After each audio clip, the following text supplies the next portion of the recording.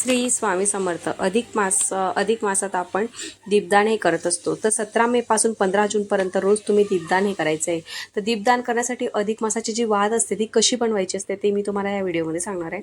आणि अधिक मासात घरी अधिक मासात तुम्ही प्रत्येक मुलाच्या सुख आणि उज्ज्वल भविष्यासाठी आईने रोज घरात किंवा मंदिरात ही सेवा करायला हवी.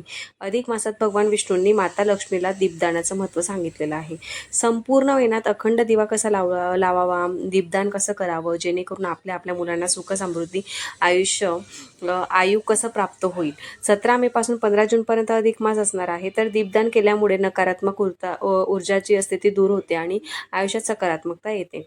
लहान मुलं असतील तर त्यांच्या सुख समृद्धीसाठी दीपदान खूप महत्त्वाचं आहे. ज्यांना अखंड दिवा लावायचा असेल तर त्यांनी कसा लावावा. अधिक मासाची स्पेशल वात मिळत असते. तुम्ही ती घरी पण तयार करू शकतात. कापसाचं सूत घ्यायचं आहे, 4 बोटं घ्यायचे आणि 4 बोटांना सोडा वेळा गुंडाळायचं आहे. परत थोडं त्याच्यात गॅप ठेवायचा एक वातीचा आणि परत 16 वेळा गुंडाळायचा आहे.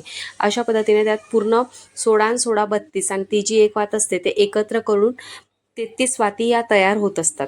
हे दीपदान रोज तुम्ही करू शकतात. कुलदेवीच्या ठिकाणी जरी गेले तुम्ही मंदिरात वगैरे कुठेही तर तिथेही तुम्ही हे दीपदान करू शकतात. हा दिवा रोज तुम्ही संध्याकाळच्या वेळी लावायचा आहे. आणि अखंड दिवा लावला तरीही चालणार आहे. तुपाचा लावा, तेलाचा लावा, तुळशीजवळ लावला तरी चालेल, देवघराजवळ लावला तरीही चालणार आहे. तर तो दिवा तुम्हाला 15 जूनपर्यंत म्हणजे अमावस्येपर्यंत तुम्हाला तो दिवा लावायचा आहे. आणि 16 तारखेला त्याला स्वच्छ असं धुवून तो तुम्हाला ब्राह्मणाला दान करायचा आहे. तो दिवा घरात ठेवायचा नाही आहे. समजा तुम्ही अखंड दिवा जर कधी लावला असेल आणि तुमचा मध्येच तो दिवा विझला तर त्याची काळजी करू नका. तुम्ही त्याची काळजी करायची नाही आहे. तर तुम्ही काय करायचं आहे, परत देवांकडून माफी मागायची आणि परत तो दिवा हा प्रज्वलित करायचा आहे.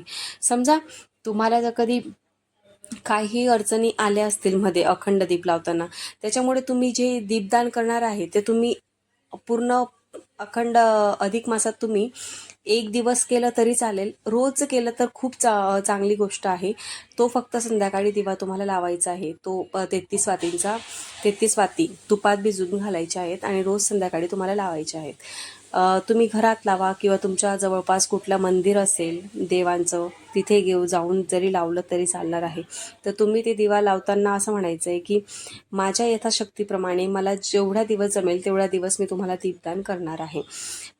तसेच तुम्ही 15 तारखेला तर अमावस्या आहे. मग 16 तारखेला तो दिवा चांगला स्वच्छ नेटका धुवायचा आहे आणि तो तुम्ही ब्राह्मणाला हा दान करायचा आहे. समजा ब्राह्मण भेटला नाही तर तुम्ही तो दिवा कुठल्याही मंदिरात जाऊन ठेवला तरीही चालणार आहे. तसेच ती मुलांच्या ज्या आर्थिक परिस्थितीसाठी किंवा घरात सुख शांतीसाठी तुम्ही ही सेवा नक्की करा. दिवा सकाळी लावला तरी चालेल किंवा संध्याकाळी लावला तर खूपच चांगली गोष्ट आहे. दीपदान करणं, अधिक मासात दीपदान करणं हे खूप महत्त्वाचं मानलं जातं.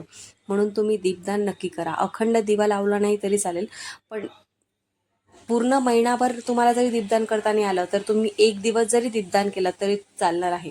म्हणून नक्की दीपदान करा. 33 वातींचं करा. अशा पद्धतीने तुम्ही ही सेवा करू शकतात. अजून अशा व्हिडिओसाठी व्हिडिओला लाईक करा, शेअर करा आणि नवीन असाल तर चॅनलला सबस्क्राईब नक्की करा. धन्यवाद.